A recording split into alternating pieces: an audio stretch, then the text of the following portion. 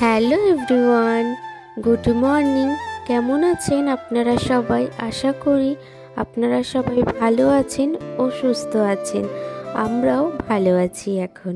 তো ভিডিওর শুরুতেই আমি আমার পরিচয়টা দিয়ে দিই। আমি তৃষা।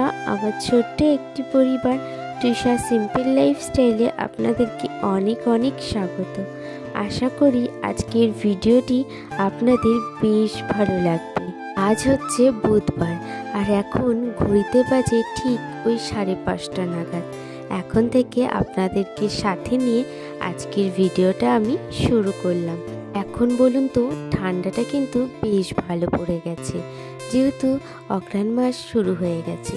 এই 3টে মাসই তো থাকে ঠান্ডাটা। তো দেখুন, সকালের দিকে কিন্তু ভালোই ঠান্ডা পড়ছিল। এই ঠান্ডার মধ্যে মন না চাইলেও কিন্তু সেই ঘুম থেকে উঠতেই হয়, যেহেতু হাজবেন্ড যাবে অফিসে। আর সকালে যেহেতু ট্রেনটা ধরতে হয়, ও যদি সকালের দিকে না ওঠে তাহলে কিন্তু 6:30 ট্রেনটা পাবে না। আর ট্রেন যদি মিস করে তাহলে অফিসেও যাওয়া হবে না। তো সেই জন্য যতটাই কষ্ট হোক না কেন, আমাকে তো ঘুম থেকে উঠতেই হবে। তো চলুন, আপনাদের সাথে কথা বলতে বলতে আমার কিন্তু অনেকটা কাজই এগিয়ে গেছে। ঘুম থেকে উঠে আগে গেট খুলে কিন্তু আমি ঘরটা ঝাড় দিয়ে নিয়েছি। ওই যে বললাম হাজবেন্ড বেরোবে, তো সেই জন্য ঘরটা ঝাড় দিয়ে বাইরেটাও কিন্তু আমি ঝাড় দিয়ে নিয়েছি। আমার শাশুড়ি মা সবসময় বলে, যখন কেউ একেবারে ভোরবেলা বেরোবে, বেরোনোর আগে কিন্তু ঘরটা অন্তত পক্ষে ঝাড় দিয়ে নেবে, তাহলে কিন্তু শুভ লক্ষণ নাকি। আমি জানি না কতটা সত্যি বা কতটা মিথ্যে, তো ওনার কথা মতনই কিন্তু আমি সেই কাজগুলো করি। ঘরটা ঝাড় দিয়ে কিন্তু হয়েছে, একেবারেই কিন্তু বাইরেটা ঝাড় দিইনি। আর একটুখানি তাড়াতাড়ি করছি, ও অফিসে বেরোবে। আর আমিও চাই না যে বেরোনোর সময় ঝাঁটা দেখে কেউ বেরোক। তো সেই জন্য ঘরটা ঝাড় দিয়ে, উঠোনটা ঝাড় দিয়ে কিন্তু আমি জলটা দিয়ে দেবো সিঁড়ির দুয়ারে, তাহলে বেরিয়ে যাবে। আর না হলে কিন্তু ট্রেনটা পেতেও মিস করবে ও। এই যে সমস্ত কাজ হয়ে গেছে। আর তারপরে হাজবেন্ডও কিন্তু অফিসে বেরিয়ে গেছিলো। হাজবেন্ড অফিসে বেরিয়ে যাওয়ার পরে ছেলে দেখছি ঘুম থেকে উঠে গেছে। তো ওই যে আবার ওকে খাইয়ে দাইয়ে কিন্তু ঘুম পাড়িয়ে দিয়েছি। একটুখানি ছেলের সাথেও কিন্তু আমি শুয়েছিলাম, যেহেতু ছেলের সাথে যদি না ঘুমানো হয় না, তাহলে ও বারবার করে উঠে যায়। যেহেতু এখন শীতকাল, ও একটুখানি চায় যে মায়ের আদরে ঘুমাই। তো কিছু তো করার নেই, বলুন। আমাকেও তো আমার কাজগুলো করতে হবে, আর ছেলেকেও দেখতে হবে। তো সেই মতনই ছেলের কাছে একটুখানি শুয়ে যখন ও একেবারে ঘুমিয়ে গেল, তারপরে উঠে চলে এসেছি রান্নাঘরে। রান্নাঘরে এসে গ্যাসটা মুছে নিচ্ছি। কালকে গ্যাসটা মোছা হয়নি, তো সেই জন্য সকালবেলা গ্যাসটা মুছে নিচ্ছি। এরপরে তো আবার রান্নাটাও করতে হবে। কি বলুন তো, সকালে রান্নার চাপটা মনে হয় সব বাড়িতেই থাকে। আর যদি গ্যাসটা মোছা না থাকে তাহলে কিন্তু রান্নাটা বসানো যায় না। আমি মুছে দিলাম, এবার যে কেউ কিন্তু চট করে ভাতটা বসিয়ে দিতে পারবে। আর সকালের ভাতে ভাত আর আলু সেদ্ধ হলেও কিন্তু চলে যায়, সেরকম কিন্তু কোনো ব্যাপার থাকে না যে বিভিন্ন রকম রান্না করার।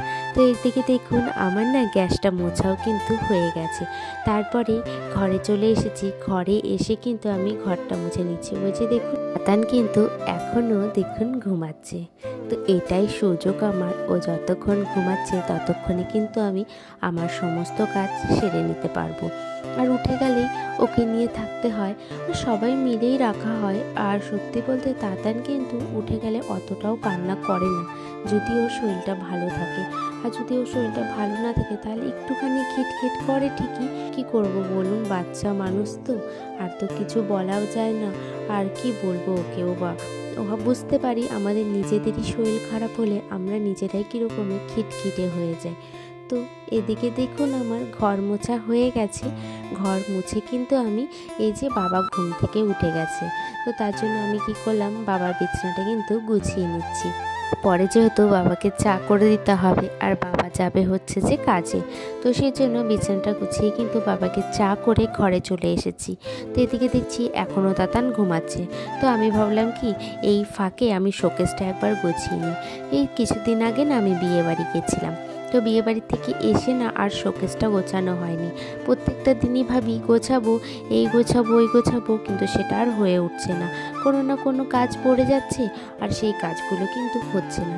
আর যেহেতু কি বলুন তো, শোকেসের ভেতরটা তো দেখা যায় না বাইরের থেকে, তাই সেই জন্য কাজে মনটাও কিন্তু বসে না। মনে হয় কি ওই উপর থেকে যে জিনিসটা দেখা যায় সেটাই মনে হয় কি না এই জিনিসগুলো গুছিয়ে সুন্দর করে রাখি, না হলে লোকজন আসলে কী ভাববে। তো এটাই হয়ে গেছে ব্যাপার আমার মধ্যেও। তো এই যে আজকে ভাবলাম কি না আজকে গুছিয়ে নিই, যতটাই কষ্ট হোক না কেন। তো ওই যে শোকেসটা আমার গোছানো হয়ে গেছে, তারপরে স্নানে চলে গেছি। স্নান করে কিন্তু চলে এসেছি। আর আজকে না আপনাদের সাথে শেয়ার করা হয়নি, অনেক কাছাকাছি ছিল, তো সেগুলো কিন্তু আমি কেচে নিয়েছি। আর জানেন তো জামা প্যান্টগুলো আমি সব সময় চেষ্টা করি ঘুম থেকে ওঠার পরে কিন্তু ভিজিয়ে রাখতে। তাহলে কি হবে বলুন তো, কিছুক্ষণ ভেজা থাকবে আর সার্ফের জলে, তাহলে নোংরাটা কিন্তু খুব তাড়াতাড়ি উঠে যায়। তো এই যে আমার জামা প্যান্ট মেলাও হয়ে গেছে, তারপরে ঘরে চলে এসেছি। ঘরে এসে মা বললো কি তুমি একটুখানি মাছগুলো ভেজে রাখো, আমি আজকে রান্না করে দেবো। তো সেই মতনই ঘরে এসে আমি রান্নাঘরে চলে এসেছি। রান্নাঘরে এসে না এটা সিলভার কাপ মাছ ছিল, তো সেটাই কী করলাম ভেজে রেখেছি। তো মা বললো যেহেতু মাছ আর আলুটা ভেজে রাখো, আমি একটু পরের দিকে কিন্তু রান্না করব। আর উপরে না আমাদের আজকে সকালের ভাতটা হয়ে গেছিলো। এখন যেহেতু শীতকাল, তো সেই জন্য মা কী করে কাঠেই কিন্তু ভাতগুলো করে নেয়, তাহলে খুব সুবিধে হয়। বলুন তো, এই শীতকালের দিনে না আমাদের বাড়িতে গরম জলটা কিন্তু সবারই প্রয়োজন হয়। তো সেই জন্য একেবারে জলও হয়ে যায় আর তার সাথে সাথে ভাতও হয়ে যায় কিন্তু। আর একটা জিনিস যেহেতু উনুনে হলে কিন্তু কিছুটা সঞ্চয় হয়ে যায়, গ্যাসটাও কিছুটা বেঁচে যায়। তো এইভাবে কিন্তু যেই গ্যাসটা আমাদের হয়তো 20 দিন যাবে, সেই গ্যাসটা হয়তো আরও 5 দিন এক্সট্রা যেতেই পারে বলুন। তো এইভাবে কিন্তু সংসারের অল্প অল্প করে সঞ্চয় করা যায়। তো এই যে আমার কিন্তু মাছ ভাজাটা আর আলু ভাজাটা হয়ে গেছে। তারপরে আমি কি করলাম, বাবার ঘরে না জানলাগুলো খুলতে আমি একদমই ভুলে গেছিলাম, তো সেটা খুললাম। আর এদিকে দেখুন তাতানও ঘুম থেকে উঠে গেছে।